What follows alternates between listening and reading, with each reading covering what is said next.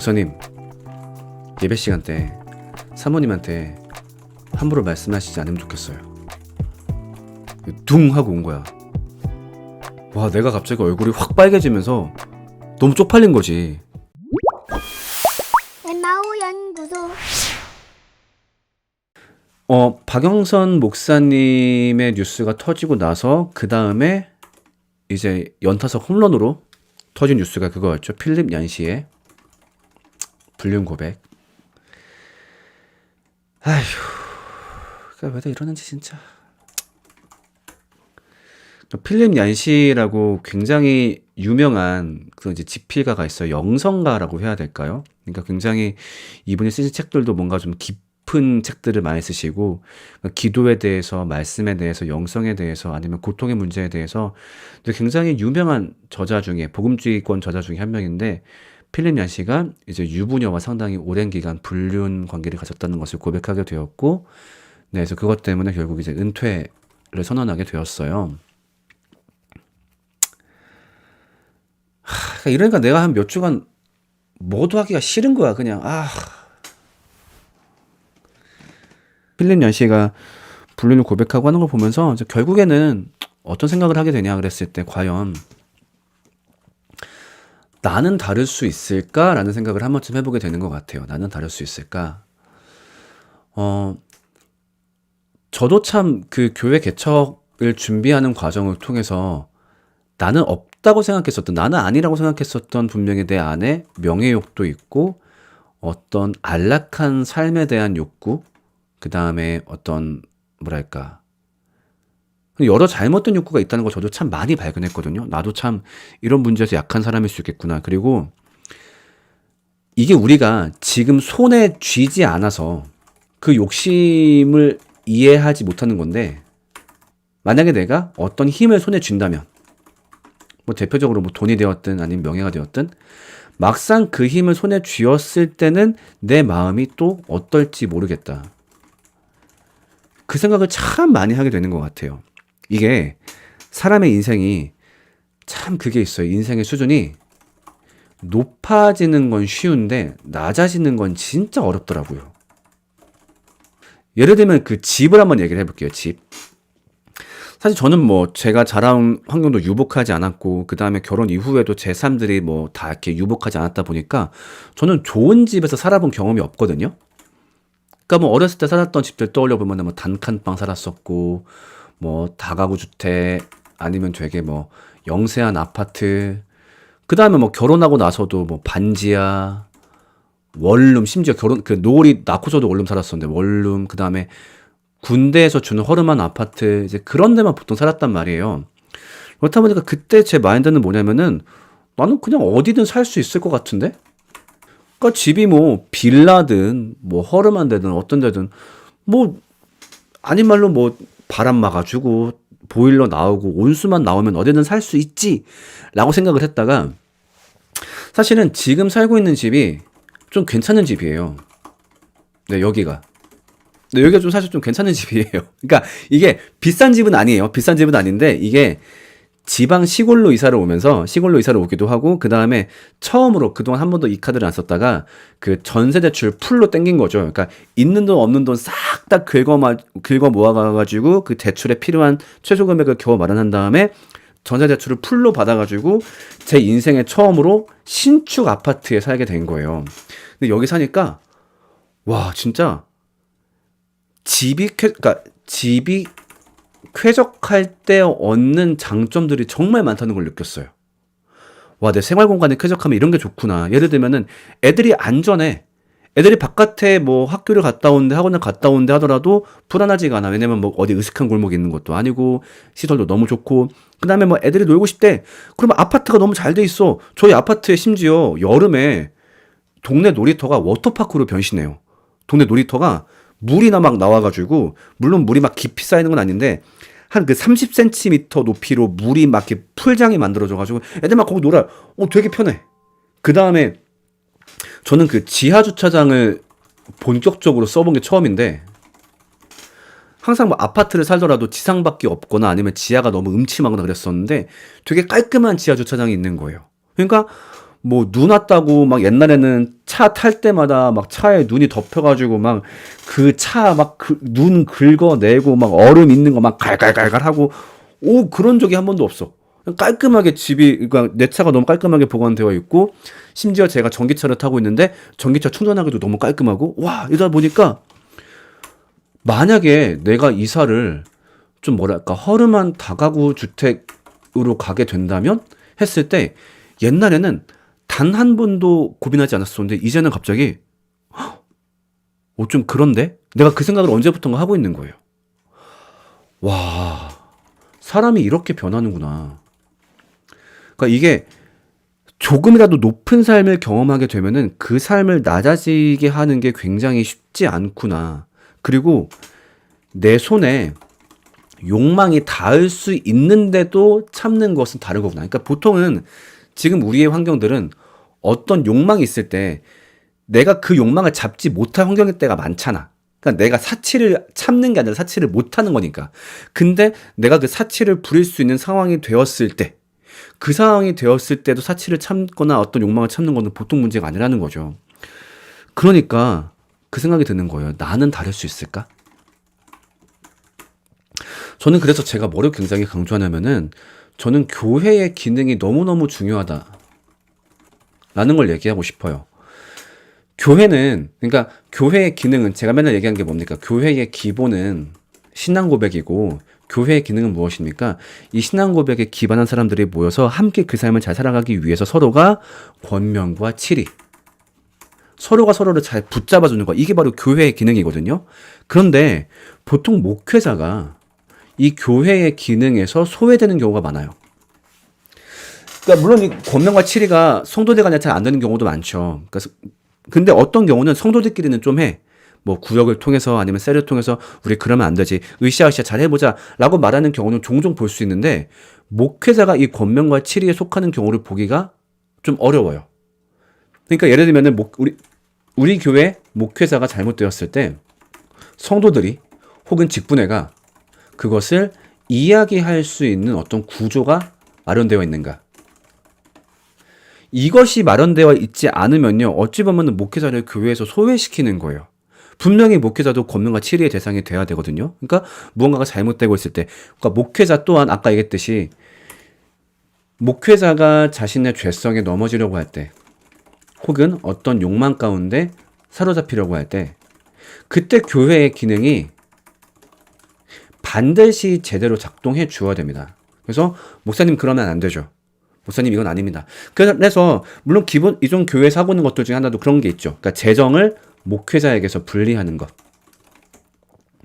근데 그래서 어떤 교회 같은 경우는 그 목사님들이 그 월말에 영수증 때문에 고생하시는 분들이 있어요. 그래서 이렇게 막 집계를 해보는데 영수증이 이번에 내가 이번 달 썼던 거 영수증을 교회에다 제출해야 되는데 그게 빵꾸가 난 거지. 영수증 어디 갔지? 막 고생하시는 분들이 있거든요. 어찌 보면 건강한 거죠. 왜? 그 재정을 목회자 마음대로 하지 못하게 교회가 잘 관리하는 거니까. 이것도 하나의 교회의 기능이라고 볼 수 있을 거예요. 그래서 얘기해도 되나? 허락 안 맡았는데. 시광교회 이성규 목사님 말씀하신 게, 심지어 예산이 지금 남은 돈이 예산보다 많이 남아도 크게 문제가 된대요. 그러니까 목사님이 교회에 크게 혼나신대요. 그러니까 정확하게 그 방법은 모르겠는데, 그러니까 이런 것도 굉장히 잘 잡혀있는 방법 중에 하나인 거죠. 그래서 재정을 분리하고, 근데 이걸 넘어서서 목회자의 욕망과 죄성을 통제할 수 있는 장치가 분명히 마련되어 있어야 됩니다. 그래서 예를 들면 목회자가 어떤 잘못 행동하는 걸 보았을 때 이것을 개인의 용기에만 맡기는 게 아니라 그것을 발견했을 때 교회를 통해서 어떻게 목사님께 권면할 수 있는지, 아니면은 그런 제보가 들어왔을 때 교회 단계에서 사실을 확인하는 과정이 있어가지고 만약에 그 사람이 오해한 거다라고 한다면 그게 왜 오해인지 말을 할 수 있고, 그런 식으로 이런 것들이 어떤 개인의 어떤 의지 아니면 개인의 역량으로 좌지우지 되는 것이 아니라 분명히 구조적인 방법으로 진행할 수 있도록 그 구조적인 환경이 잘 되어 있어야 됩니다. 저 또한 이제 그런 것들을 부탁할 계획이고, 그래서 예를 들면은 그 교회의 급여를 책정하는 것도 마찬가지인 문제죠. 교회의 목회자의 급여를 책정하는 것도 목회자에게 이것을 전권을 주어서도 안 되겠고, 그렇다고 그러니까 제가 들었던 굉장히 모범적인 사례가 뭐였었냐면은 어떤 교회는 목회자의 급여를 7급 공무원에 준하게, 그러니까 7급 공무원과 똑같이 이렇게 맞춘 교회가 있더라고요. 그러니까 이게 되게 좋은 방법 중에 하나였던 게 뭐냐면요. 그런 이제 7급 공무원 같은 경우는, 그러니까 공무원 급여 같은 경우는 국가가 결정하잖아요. 국가가 결정하고 또 그해 뭐 물가 상승률 그런 걸 다 감안하다 보니까 굳이 목회자가 막 이렇게 욕심 부릴 건덕지도 없고 교회가 막 어떻게 싸울 방법도 없고 하다 보니까 이런 것들이 목회자의 욕망을 통제하기에 굉장히 좋은 도구인 거죠. 이런 식의 도구를 마련한다든가 아니면 제가 마련했던 방법을 하나 얘기해 보자면 저는 청년부 사역할 때 익명 카톡방을 만들었어요. 그래서 교회에다가 벽으로 붙여놨는데 이 QR코드를 찍어서 나한테 카톡하게 되면은 정말 그 익명으로 내가 그 사람이 누군지 절대 알 수 없어요. 익명으로 저한테 카톡을 보낼 수 있습니다. 그걸 통해서 내가 좀 반성할 부분들을 얘기해달라. 그래서 저 요걸 통해서 되게 머리 딱 맞은 적 많이 있어요. 진리와 복음 그 자체로는 무력하다는 걸 인정하는 것 같아서 안타깝네. 아니에요, 아니에요. 지금 말했던 게 예수님이 세우신 복음 안에 하나로 들어있는 거예요. 마태복음 16장에서 제가 많이 하는 얘기인데 신앙 고백에 기반한 교회를 말씀하셨고, 그래서 마태복음 18장으로 이 신앙 고백에 기반한 교회가 서로를 어떻게 도와주어야 되는지, 어떻게 권면 치리해야 되는지, 이 권면은 뭐 갈라디아서에도 나오고 고린도전서에도 나오고, 그러니까 예수님이 말씀하신 부분 중에 하나예요. 그러니까 우리가 보통 생각할 때 이렇게 생각할 때가 있어. 복음에 감화되면 죄 안 짓지. 그걸로 끝. 개인이 성화될 수 있음. 이게 아니라니까요. 이것이 안 되기 때문에 예수님이 반드시 교회를 만드신 거예요. 그래서 이거 여기에 감화되어서 성화되고 싶지 얘들아. 근데 니네끼리 이거 솔플하면 안 돼. 니네끼리 못해. 반드시 뭐 해야 돼? 반드시 연대해야 돼. 함께 연대해야 돼. 그래서 교회를 세우신 거고, 이거는 분명히 복음 안에 있는 거지 복음이 안 되기 때문에 교회에 이렇게 뭐 어떤 방책을 마련한다 그렇게 얘기할 수 없는 겁니다. 아무튼 뭐 제 부끄러움을 마저 얘기해 보자면은 제가 한번 그랬던 적이 있어요. 그 예배 시간 때 사실 제가 좀 약한 게 뭐냐면은 애들이 떠들거나 갑자기 예배 중간에 어떤 소란이 발생할 때 제가 좀 집중력이 잘 깨져요. 그래가지고 한 번은 예배 시간 때 우리 애들이 막 이렇게 시끄럽게 한 거야. 그럼 보통 이제 이거를 우리 아내가 통제한단 말이에요. 아내가 통제하는데 그날은 통제를 분명히 했을 것 같은데 내가 그걸 못 봤나 봐. 우리 아내가 애를 그냥 방치하는 것 같은 거야. 그래가지고 여보 애들 좀 맡아줘. 그러니까 설교 중간에 막 얘기하다가 여보 애들 좀 맡아줘. 근데 잘 안 되는 거야. 이걸 한 번 더 얘기했어. 근데 세 번째도 안 돼가지고 내가 사실 이렇게 짜증내지는 않았는데 애들이 봤을 때 그 사실 솔직히 말하면은 짜증 났을 때 사람이 얘기하면은 아무리 본인이 아니라고는 하지만 그게 티가 나잖아. 그게 티가 났나 봐. 자기야, 애들 좀 부탁할게. 예를 들면 이런 식으로 얘기한 거예요. 이렇게 하니까. 나중에 이제 그날 집에 갔는데 한 명한테 카톡이 딱 온 거야. 근데 목사님 예배 시간 때 사모님한테 함부로 말씀하시지 않으면 좋겠어요. 둥 하고 온 거야. 와, 내가 갑자기 얼굴이 확 빨개지면서 너무 쪽팔린 거지. 그러면서 순간 여기에 대해서 내가 항변하고 싶은 마음도 든 거야. 아니 그건 내가 함부로 한 게 아니라 아니야. 근데 사람들이 느꼈으면 이게 맞는 거야. 너무 창피하지만 그래가지고 진짜 너무 고맙다. 내가 그렇게까지 감정 표현한 줄 몰랐는데 사실 짜증이 났던 것도 맞았고 그게 이렇게 철없이 드러난 줄은 몰랐어. 근데 이야기해줘서 정말 고맙다. 그렇게 얘기를 했었거든요. 이런 어떤 구조적인 방법이 있어야 돼요. 그러니까 목회자의 욕망을 통제할 수 있도록. 그 다음에 뭐 종종 발생하는 문제지만 아까 불륜 얘기했기 때문에 성에 대한 것도 얘기를 해볼게요. 목회자의 성도 분명히 교회가 관리해줘야 됩니다. 그러니까 목회자가 성적 위험에 빠지지 않도록. 예를 들어서 목회자가 여성도와 1대1로 상담을 가진다. 이거는 네 반드시 맞거나 아니면은 굳이 해야 된다면은 반드시 교회 내에 있는 CCTV가 있는 곳 사전에 직분회에 공지를 하고, 그러니까 예를 들면 직분회 카톡방에다가 나 오늘 누구 성도랑 1대1 상담할 거임. 교회 뭐 예를 들면은 뭐 무슨 땡땡 룸에서 뭐 땡땡 홀에서 할 거임. 이렇게 미리 공지를 하고 예를 들면 이렇게 해야 된다. 그래서 만약에 근데 목사님이 이 원칙을 어기고 1대1 상담했을 때는 뭐 목회자에게 근신 조치가 들어간다라든가 그런 식으로 어떤 이런 성적인 문제까지 분명히 목회자한테 강하게 걸어줘야 돼요. 왜냐면은 이게 있어야 목회자도 그게 무서워서라도 자기 마음을 다스리거든요.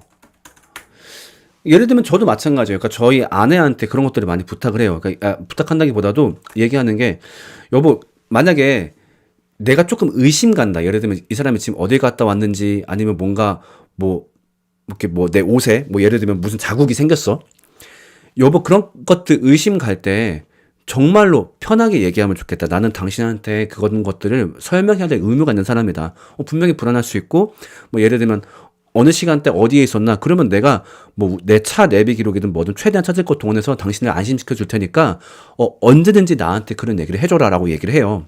그러면은 사실 저희 아내도 성격이 착해가지고 막상 그렇게 막 잘 말은 못해. 근데 말을 못하면서도 가끔씩 뭐랄까 약간 그런 게 좀 티가 날 때가 있어. 뭐 예를 들면 내가 어디 설교를 갔는데 한 뭐 1박 2일 동안 묵으면은 숙소에 제가 혼자 있을 거 아니야. 그러면은 그때 여자 입장에서 마음이 불안할 수 있잖아. 그러니까 그게 남편을 신뢰 못한다기보다도 뭔가 좀 그런 불안함이 충분히 올라올 수 있잖아. 그렇죠? 그러면은 제가 이제 굳이 일부러 이제 페이스타임 그 영상통화 켜가지고 이제 이렇게 주변을 이제 비춰주죠. 내가 혼자 있음을. 그러면은 아내도 아니 뭐 의심해서 그런 말 한 건 아니야 이렇게 얘기를 하지만 근데 저한테는 그런 의무가 있다라고 생각이 들거든요. 그러니까 그런 것들을 통해서 아내가 나를 편하게 감시할 수 있는 시스템을 저도 만들어서 어찌 보면 그 시스템 때문에 내 욕망을 통제할 수 있는 그런 방법도 만드는 거죠. 그래서 네, 우리가 그 성도들의 성화를 향한 싸움을 교회가 함께하는 것처럼 목회자의 싸움 또한 교회가 도와줘야 됩니다. 그래서 잘 용기를 북돋아 주시고 또 언젠가 목회자가 자기 스스로의 죄성을 고백했을 때 너무 놀라지 마시고 그럴 수 있죠. 같이 한번 싸워봅시다. 저희가 도와드릴게요. 그렇게 목회자와 성도가 좀 함께 걸어가는 모습이 되어야 된다고 생각을 합니다. 저는 정말 그것이 올바른 형태이다. 마오연구소